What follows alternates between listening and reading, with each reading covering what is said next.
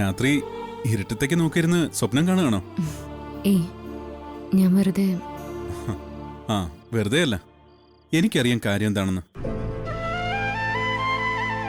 താനും ആതിരയും ഇത് ഇടയ്ക്കിടയ്ക്ക് ഉള്ളതല്ലേ? തന്റെ അനിയത്തിയായോണ്ട് ഞാൻ പറയല്ല കേട്ടോ.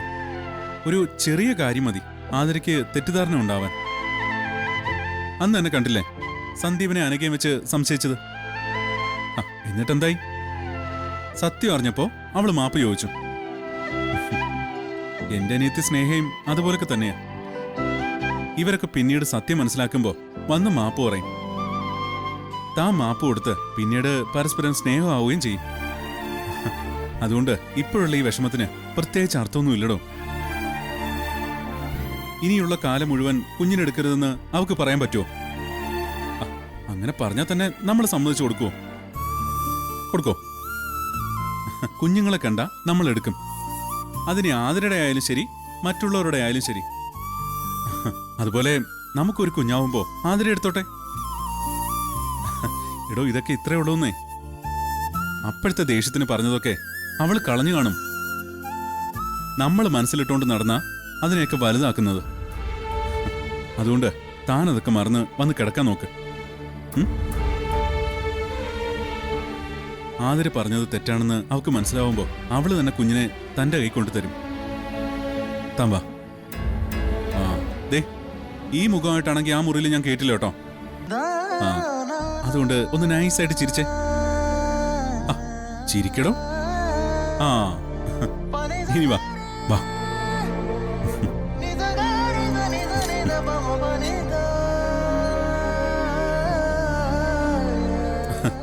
ദേ, അടുത്തത്.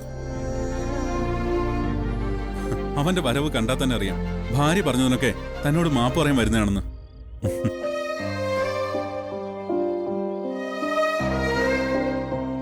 നിങ്ങൾ ഇവിടെ നിൽക്കുമായിരുന്നോ? ഞാൻ അകത്തൊക്കെ നോക്കി. എന്തിന്? ഞാൻ ഏട്ടത്തിയോടൊരു കാര്യം പറയാനാ വന്നത്. ആതിര പറഞ്ഞതിൽ ഏട്ടത്തിക്ക് നല്ല വിഷമമായിന്ന് എനിക്കറിയാം. അതിന് ഞാൻ മാപ്പ് ചോദിക്കുന്നു. ഇത് പറയാനല്ലേ നീ തിരക്കി നടന്നതും ഇപ്പൊ ഇങ്ങോട്ട് വന്നതും? എങ്കിൽ നിന്നോടും നിന്റെ ഭാര്യയോടും എല്ലാവരോടും അർച്ചന ക്ഷമിച്ചിരിക്കുന്നു. എന്റെ പൊന്നനിയ, ഒരു വിധമാ ഞാനൊന്ന് ആശ്വസിപ്പിച്ച് നിർത്തിയിരിക്കുന്നേ. നീ ഇനി അതിന്റെ മേലെ പറഞ്ഞ് പഴയ അവസ്ഥയിലേക്ക് ആക്കരുത്. അനുഭവിക്കേണ്ടി വരുന്നത് ഞാനാ. അതെ, അർച്ചന അകത്തേക്കില്ല. ബാക്കി മാപ്പ് പറച്ചിലൊക്കെ നാളെ. ചെല്ലു മോളെ.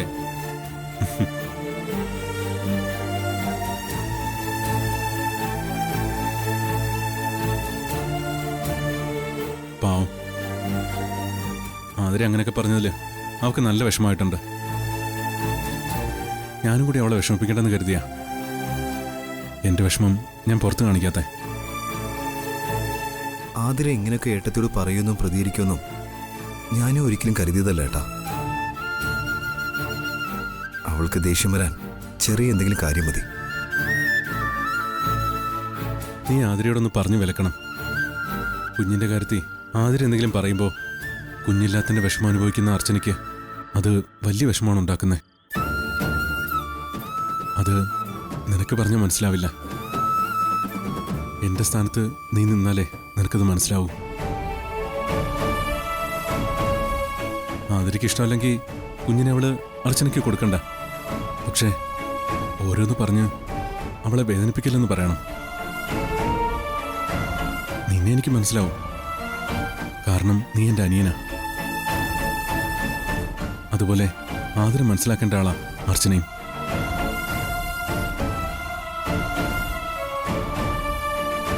അതെന്തോ അവൾക്കതിന് പറ്റുന്നില്ല. നീയൊന്ന് സമയം പോലെ ആതിരയോട് സംസാരിക്കാം. കുഞ്ഞിന്റെ കാര്യം പറഞ്ഞതുകൊണ്ടാ ഏട്ടത്തിക്ക് നല്ല വിഷമായത്. എന്നായാലും നിങ്ങൾക്കും ഒരു കുഞ്ഞു വേണം. പെട്ടെന്ന് ട്രീറ്റ്മെന്റ് നടത്തിക്കൂടെ ഏട്ടാ? ഞാനും അതിനെക്കുറിച്ച് ആലോചിക്കുന്നുണ്ട്. കുഞ്ഞില്ലാതെ അർച്ചനയ്ക്ക് ജീവിക്കാൻ പറ്റില്ലെന്ന അവസ്ഥ ആയിട്ടുണ്ട് ഇപ്പോൾ. മോളെ കളിപ്പിച്ചുകൊണ്ട് നടന്ന് സ്വന്തം കാര്യം മറന്നിരിക്കുക അർച്ചന. പക്ഷേ ഇപ്പോൾ ഇതുകൂടിയായപ്പോൾ പഴയതിനേക്കാൾ വിഷമായി പാവത്തിന്. നാളെ ഞാനും അർച്ചനയും സന്ധ്യ ഡോക്ടറിനെ കാണാൻ പോകുന്നുണ്ട്. നോക്കട്ടെ ഡോക്ടർ എന്താ പറയുന്നതെന്ന്.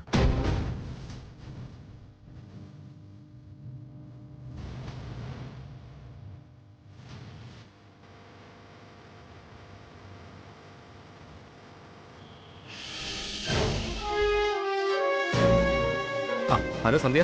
മോഹൻ സാർ ഇപ്പൊ എവിടെയാ? വീട്ടിലാണോ? അല്ല, ഞാനിപ്പോ ഓഫീസിലുണ്ട്. എന്തു പറ്റി? ഞാൻ വിളിച്ചത് കേസിന്റെ ഒരു കാര്യം പറയാനാ. ഒരാളെ ജാമ്യത്തിലെടുക്കണം. എന്താ കേസ്?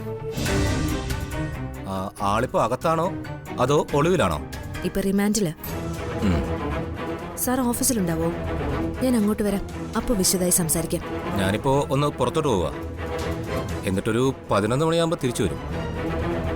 അപ്പോഴേക്ക് എത്തിയാൽ മതി. എന്നാലും വരുന്ന സമയത്തൊന്ന് വിളിച്ചിട്ട് വരണേ. ശരി സാർ.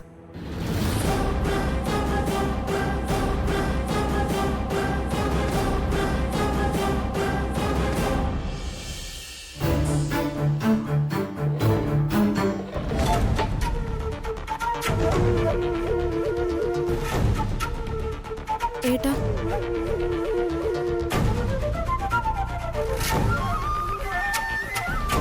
ഞാൻ വന്നത് ധനുഷിൻ്റെ കാര്യം എന്തായെന്ന് അറിയാനാ.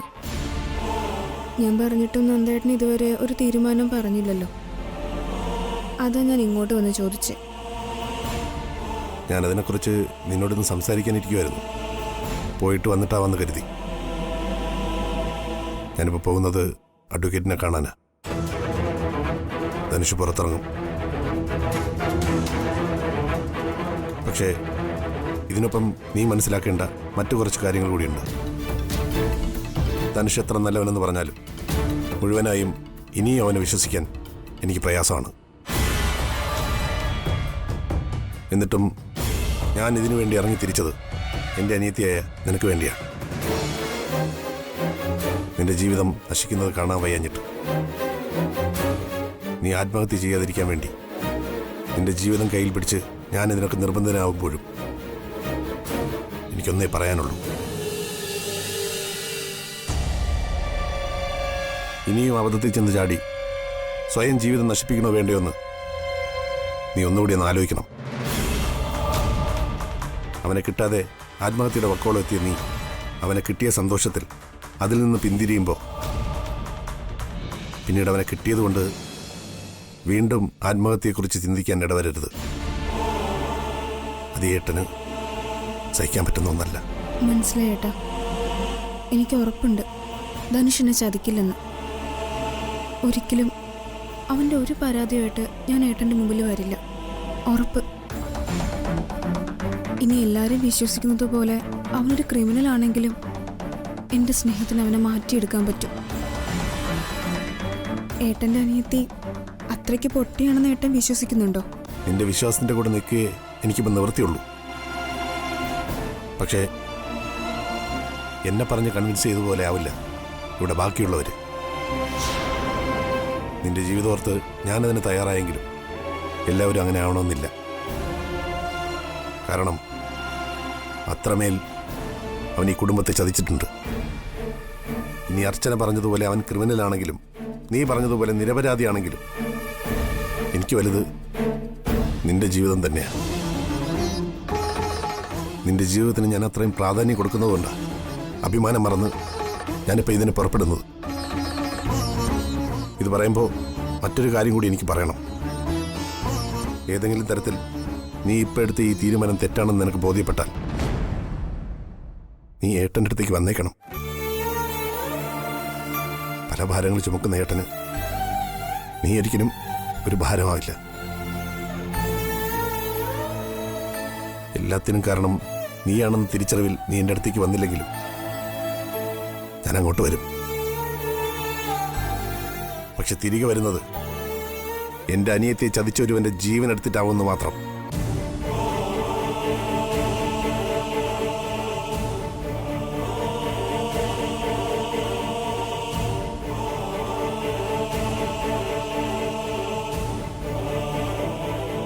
തൽക്കാലം ഇപ്പൊ കഴിക്കുന്ന മെഡിസിൻ തന്നെ കണ്ടിന്യൂ ചെയ്താൽ മതി.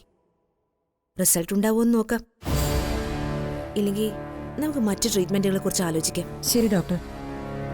ഡോക്ടർ, ഞങ്ങൾക്കൊരു കുഞ്ഞ് ജനിക്കുന്നതിന് മറ്റു തടസ്സങ്ങളൊന്നും ഇല്ലല്ലോ അല്ലേ? നിങ്ങൾ പേടിക്കാൻ മാത്രമുള്ള തടസ്സങ്ങളൊന്നും ഇല്ല.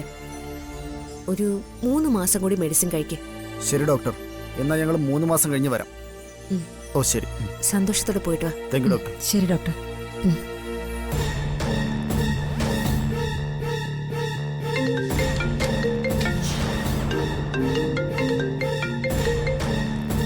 ഹലോ നന്ദ.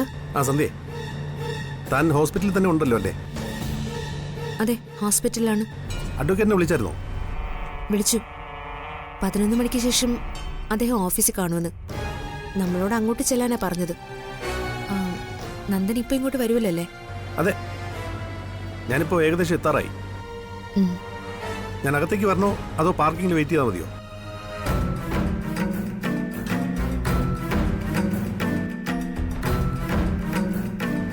ഹലോ സന്ധ്യ.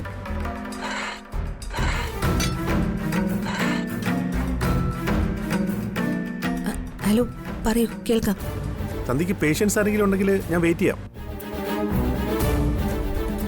വേഗം ഇറങ്ങുകയാണെങ്കിൽ ഞാൻ പാർക്കിങ്ങിൽ വെയിറ്റ് ചെയ്യാം. ഞാൻ വേഗം ഇറങ്ങാം. അകത്തേക്ക് വരണമെന്നില്ല. ഹലോ സന്ധ്യ,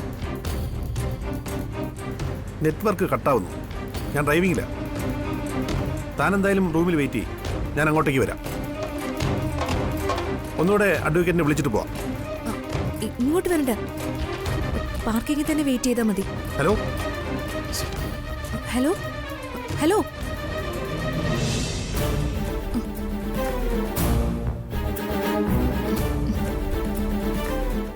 നിങ്ങളെന്താ ഒരു മുന്നറിയിപ്പും ഇല്ലാതെ? ഇന്നായിരുന്നു ഡോക്ടർ വരാൻ പറഞ്ഞത്. ഓ ആണോ? എന്താ ഡോക്ടർക്ക് മറ്റെന്തെങ്കിലും തിരക്കുണ്ടോ? തിരക്ക് ഒരു സ്ഥലം വരെ പോണമായിരുന്നു.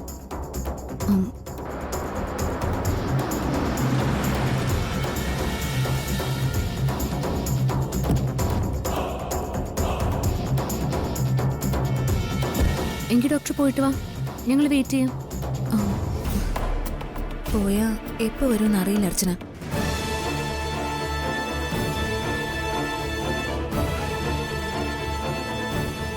ഒരു കാര്യം ചെയ്യാം, നാളെയോ മറ്റന്നാളോ ഒന്ന് വരാവോ?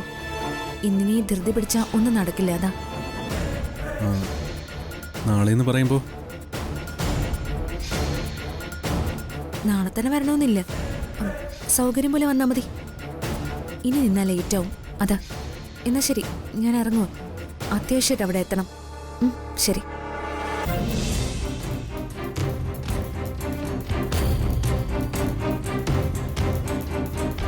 അല്ല, ഈ ഡോക്ടർക്ക് ഇതെന്ത് പറ്റി? നന്ദ, വേഗം വാ, പോ. അല്ല, അഡ്വക്കേറ്റിനെ വിളിക്കണ്ടേ? അതൊക്കെ പോകുന്ന വഴിക്ക് വിളിക്കാം. വേഗം വാ. ആ.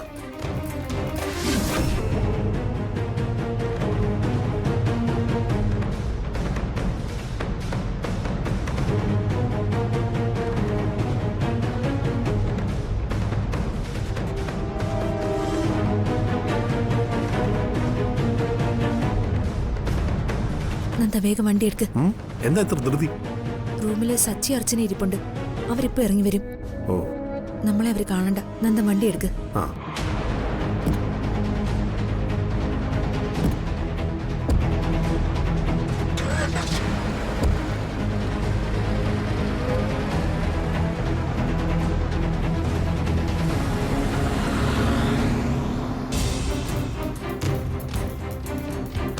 അല്ല, നന്ദേട്ടനൊപ്പം ഡോക്ടർ ഇതോടെ പോകുന്നു.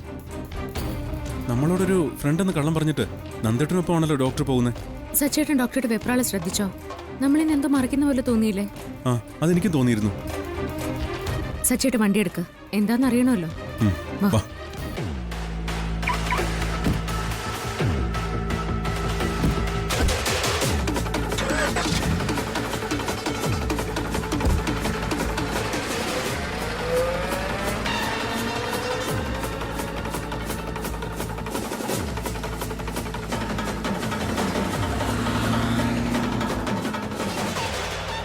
അങ്ങോട്ട് വന്നോണ്ടിരിക്കുകയാണ് സർ. ആ, ഓക്കെ സർ. മോഹൻ സാർ ഓഫീസിലുണ്ടെന്ന്. സച്ചി അർച്ചനയും കണ്ടാൽ എന്താ പ്രശ്നം? എപ്പോഴായാലും അവരറിയില്ലേ ധനുഷിനെ പുറത്തിറക്കിയത് ഞാനാണെന്ന്. അതറിയും. അറിഞ്ഞോട്ടെ. ഞാനും കൂടി ഇതിന്റെ ഭാഗമാവുന്ന കാര്യം ഒരിക്കലും സച്ചി അർച്ചനെ അറിയരുത്.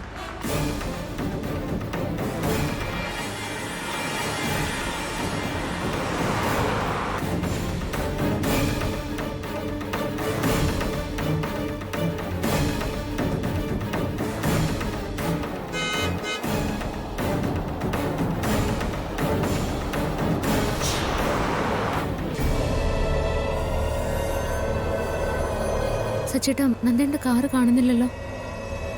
എങ്ങോട്ടായിരിക്കും പോയത്?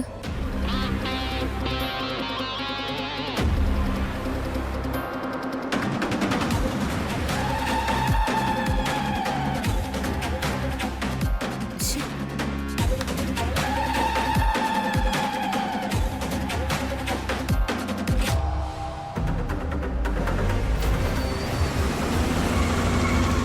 നിങ്ങൾ പറഞ്ഞത് വെച്ച് ഞാനൊരു സംശയം ചോദിക്കുകയാണ്. ഇത്രയൊക്കെ നിങ്ങളെ കബളിപ്പിക്കുകയും ആൾമാറാട്ടം നടത്തി സഹോദരിയെ വിവാഹം കഴിക്കാൻ ശ്രമിക്കുകയും ചെയ്ത ഈ ധനുഷ് എന്ന ആളെ എന്തിനാണ് നിങ്ങൾ ജാമ്യത്തിൽ ഇറക്കുന്നത്? പറഞ്ഞു കേട്ടിടത്തോളം വലിയൊരു ക്രിമിനലാണ് അയാൾ. ആസാൻ അഡ്വക്കേറ്റ് എനിക്കതറിയേണ്ട കാര്യമില്ല, എങ്കിലും ഞാൻ ചോദിച്ചതേ ഉള്ളൂ. ഇനി ജാമ്യത്തിലിറക്കി പ്രതികാരം വല്ലതും ചെയ്യാനുള്ള ഉദ്ദേശമാണോ മിസ്റ്റർ നന്ദൻ? പ്രതികാരം ചെയ്യാനൊന്നുമല്ല സാർ, എൻ്റെ സഹോദരിക്ക് വേണ്ടി തന്നെയാണ്. സഹോദരിക്ക് വേണ്ടിയോ? കല്യാണം മുടങ്ങിയതുവരെ ഞാൻ സാറിനോട് പറഞ്ഞിട്ടുള്ളൂ. ബാക്കി കൂടി ഞാൻ പറയാം.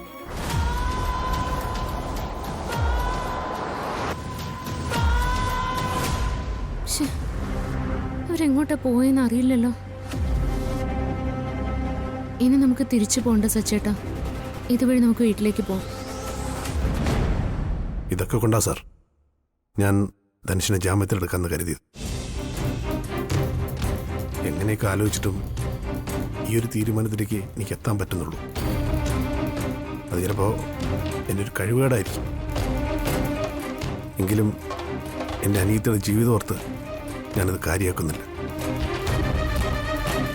മറ്റുള്ളവരുടെ കണ്ണില് ധനുഷ് തെറ്റുകാരനാവുന്നത്. സ്നേഹിക്കപ്പോഴും അവൻ അവളെ സ്നേഹിച്ച ആള് തന്നെയാ.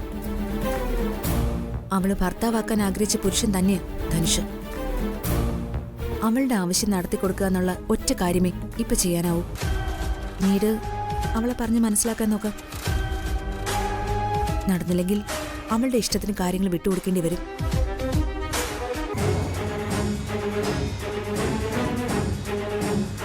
സച്ചേട്ടാ, വണ്ടി നിർത്തി. ദേ, അവിടെ നന്ദേന്റെ കാറ് ഞാൻ കണ്ടു. കുറച്ചൊന്ന് ബാക്കിലേക്ക് എടുക്ക്.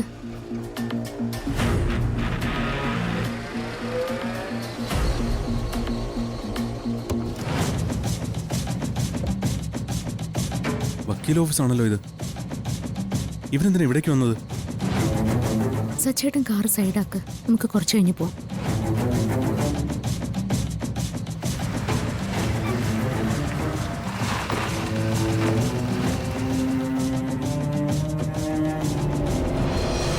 സന്ധ്യ പരാതിയൊന്നുമില്ലെന്ന് പോലീസിനോട് പറഞ്ഞതുകൊണ്ട് ആ കേസ് ഒഴിവായെങ്കിലും നന്ദകുമാറിന്റെ അനിയനെ കിഡ്നാപ്പ് ചെയ്ത കേസാണ് സ്ട്രോങ് ആയി നിൽക്കുന്നത്. സർക്കിൾ ഇൻസ്പെക്ടർ നേരിട്ട് കണ്ട് ബോധ്യപ്പെട്ടതുകൊണ്ട് കുറച്ച് പണിയാണ്. സാക്ഷികൾ എങ്ങനെ ബന്ധുക്കൾ തന്നെയല്ലേ, അപ്പൊ അത് സാരമില്ല. അവനെ ഏത് വിധേനയും ജാമ്യത്തിൽ ഇറക്കി തരണം സർ. നന്ദനേക്കാൾ ധൃതിയാണല്ലോ സന്ധ്യയ്ക്ക്.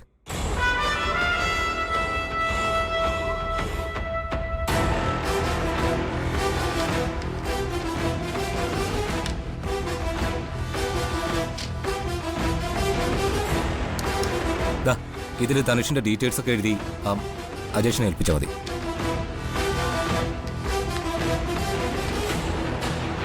അജേഷെ, സബ് ജയിലിൽ നിന്ന് ഒരു വക്കാലത്ത് ഒപ്പിട്ട് വാങ്ങാം. അതിനുവേണ്ട ഏർപ്പാടുകളൊക്കെ ചെയ്യും. ഓക്കെ സർ, ചെയ്യാം.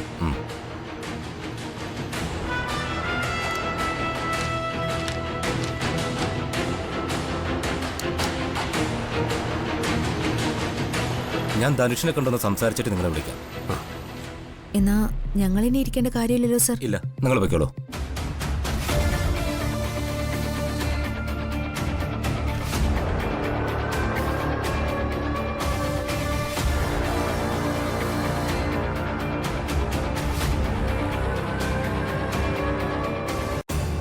സച്ചേട്ടാ ഉം? ദേ.